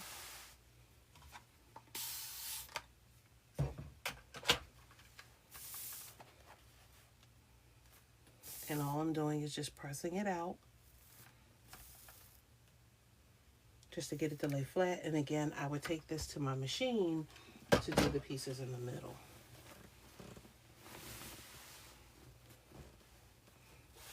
Okay. And I keep saying machine like it's like the big ironing board is a machine. So I would take it to my big ironing board so that I could really press those out. But again, I'm not taking a lot of ironing to this, and that's why this takes a little bit longer to do than if you were just ironing your seams. Because the press, you're just pressing, you're pressing, you're pressing. Okay.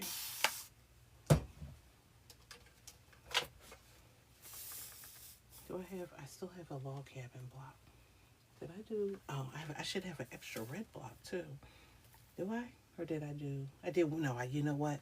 I did one last week before the live. So that gave me 2. So I didn't do an extra one. I think I cut out the fabric for an extra one. So I was thinking about doing something else with it, but making something else, but I don't know. I don't want to do that now. But I always have extra blocks. We sometimes call those orphan blocks. They might be the first block that we tested. They may be the block that doesn't look as great as the other blocks do, but they can still serve a purpose. So I absolutely can use those blocks. Almost to the end here. I made good time. Good time, girl. You will be finished before 11 o'clock. So I have managed to keep these within 2 hours. I think it's been like an hour and a half some nights. And then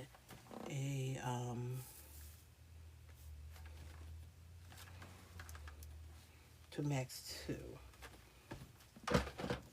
Now, we're going to have to see what happens with the other quilt along.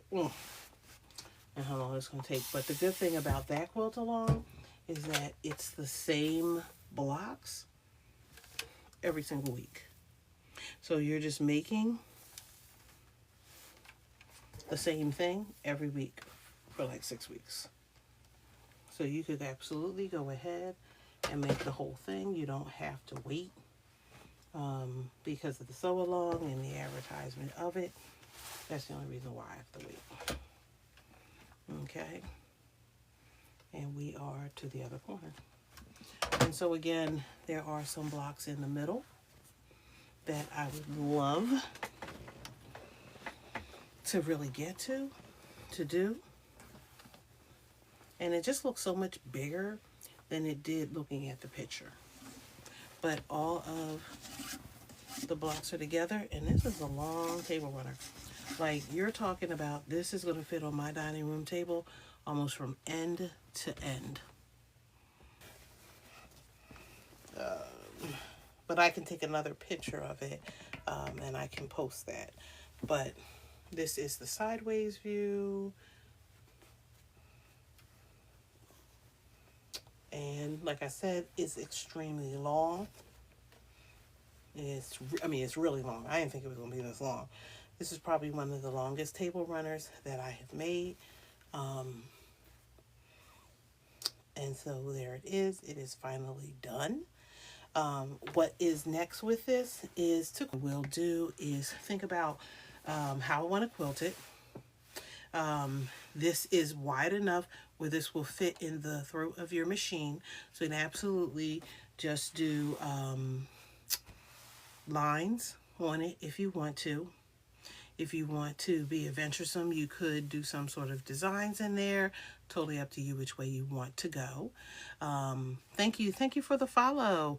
So it's totally up to you which way you want to go for this. So either number one, you could just stitch in the ditch and just kind of go all around your blocks and just call it an afternoon. You could free motion this. Thank you for the heart me. Thank you. You could like do some sort of swirls in here. It is totally up to you. I will probably stitch this on my domestic, so I will show you how I do that on my domestic machine, just because it doesn't make sense to do it on my other machine, but I will do that. So apple green, can I quilt it block by block? Two questions that I could answer, and I'm not sure which way you're going with it. I could quilt each block differently in this whole table runner. So I absolutely could pick a different pattern for each block and quilt this whole thing, then do the next block and quilt this section and then finish it that way. I could do that. Or I could take this block, pick my backing for it, and I could, if this is 12 by 12 and a half by 12 and a half, I want something wider than 12 and a half by 12 and a half. So when I quilt it, that whatever shrinking happens, and then I'll square it up. So I could do it like a quilt as you go. So I could absolutely take this block, quilt the whole thing with the backing, and then attach them. Now that's going to change the way this looks, because I'm going to have a skinny little border in here to attach the two. And I would attach them with the same color as this, or the same color as whatever's butted up against it. So in this case, if it was white, I might use a piece of white, a small piece of white fabric. So then that way it kind of still gives the same look, but there'll be this little thin layer that I would use to put the quilt as you go pieces together. So you absolutely could, before you sew these together, you absolutely could quilt as you go each block. You absolutely could do that. And I don't think I have one where I did the quilt as you go in here. But I will quilt as you go in a minute. So I do have videos where I show how I quilted each block individually. Like I said, it's going to distort just a little bit this final look. So it may be a little wider right in here in between these two, because I'm using that thin strip of white. So I'm going to need a longer border when I finish. And I can measure this after I put all the pieces together and then add the border. But I could absolutely do that. And then in here, it would be the blue that I would do to extend that out. So absolutely, you could absolutely do a quilt as you go. So it's totally up to you if the block works better in your throat for your machine. Your throat is from this wall here to the needle. Let me lift my thing up. Now I wouldn't use it with this foot, but I would use my table to add to it. But this gives me the room to do whatever quilting I need to do with just this block.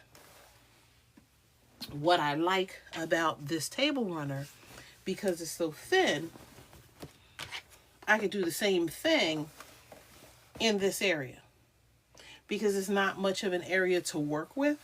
So I can get the whole thing, and even if that has to go up on this side of the throat up against that wall, I still have room to do it. And even with the batting and the backing, I still have room in here in the throat. So I absolutely can do that, or I can just keep switching it around so that the majority of the quilt is out here versus it being in here. So you could absolutely quilt a table runner on your machine. I've only ever used my domestic machine for about 17 years, I think, of the quilting that I've done. I've only ever used my domestic machines. I did not use a long arm that I now have because I just bought it this summer. So most of the quilts that I've made, I've absolutely used my domestic. And I use my domestic to do the entire queen size quilt. Now, do I probably have gray hairs as a result of doing that?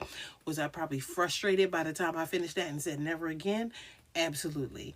But I can absolutely do it with a domestic. It's not fun. It's not pretty, but it can be done. And the quilt looks fabulous.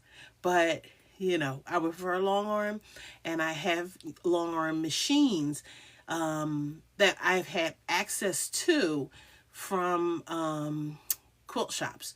So another great way, if the quilt shop that is close to you, a local quilt shop, hey Joshy, if there is a local quilt shop that is close to you, you could possibly rent a long arm and quilt it yourself. So you would have to take the class. It would cost money to take the class, and then you would long arm it yourself. And I just do loops and I meander, and I got it done. And it was just cheaper because maybe they charged me $100 back then to learn how to use the machine. And then they charged me maybe $15 an hour, somewhere around there. Maybe more, maybe 20 an hour. I don't know. Whatever they charged me an hour still was cheaper than me paying somebody else to do it. Did it look as nice as maybe somebody else doing it? Oh, I'm sure it didn't. So one of the other suggestions, we do have a friend on here, Beck's Quilt Cottage, and she is advertising that you can absolutely send her the quilts and she will quilt them for you. So she's Beck's Quilt Cottage. She's here, and she will absolutely quilt any quilt that you're interested in getting done. That is a service that she does do. There are plenty of long armers who will absolutely do those services for you. So you would send it off to them with the batting and possibly the backing. No, I'm sorry. With the backing and possibly the batting.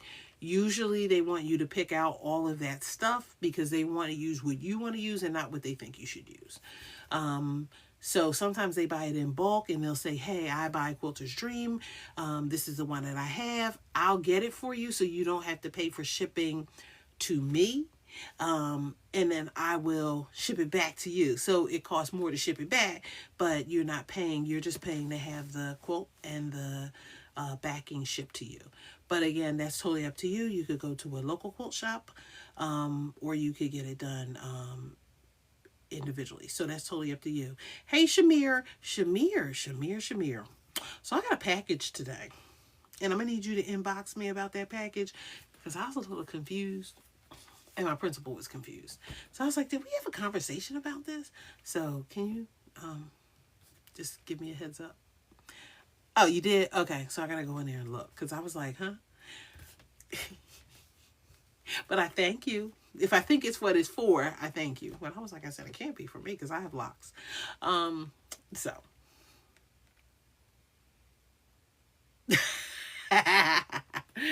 Well, look, I take them. Thank you. I was like, what?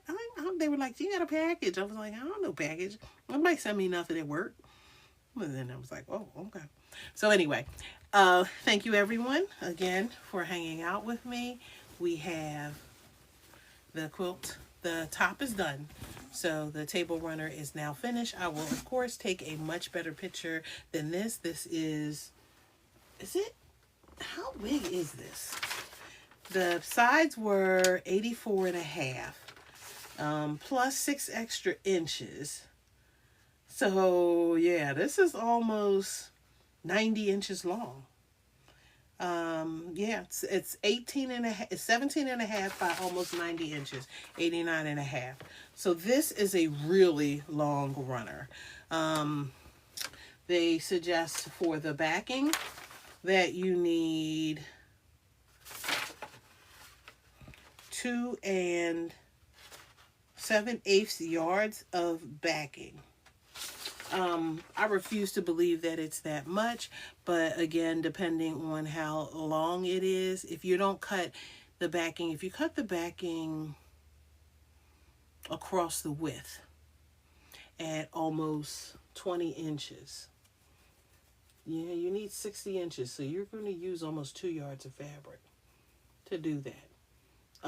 But you could buy a wide back, which is what I have. So I might change my philosophy on what I was thinking about doing. And if I use my wide back fabric, that's 108. So then I just need a like almost 20-inch strip to run from point to point. So I may do that. Thank you. Thank you, Tammy. Thank you again. Thank you, everyone.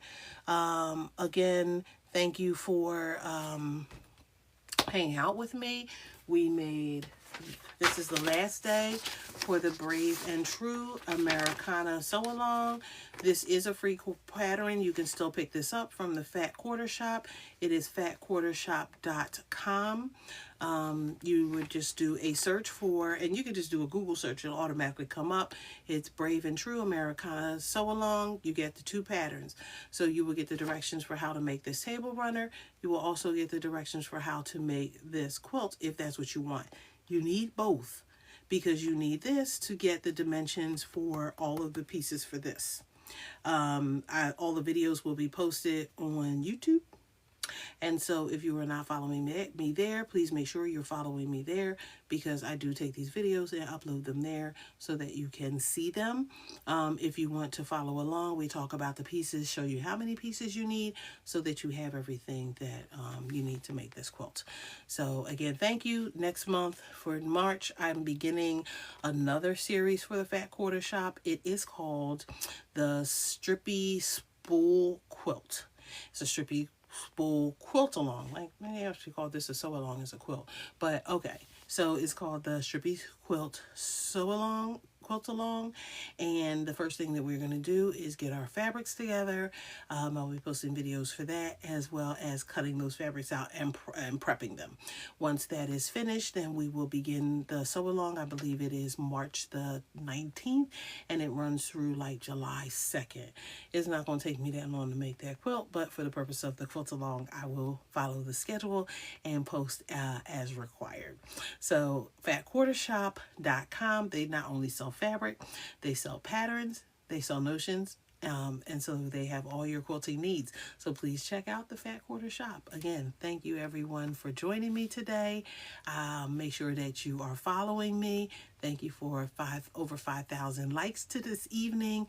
Thank you for the gifts. Thank you for the heart me's, etc. All those wonderful things. And I will see you on the other side. You'll probably see me 1 or 2 times this week on live, but they will be unplanned and they'll just be sewing on some of the various platforms. So again, thank you everyone. I really appreciate you.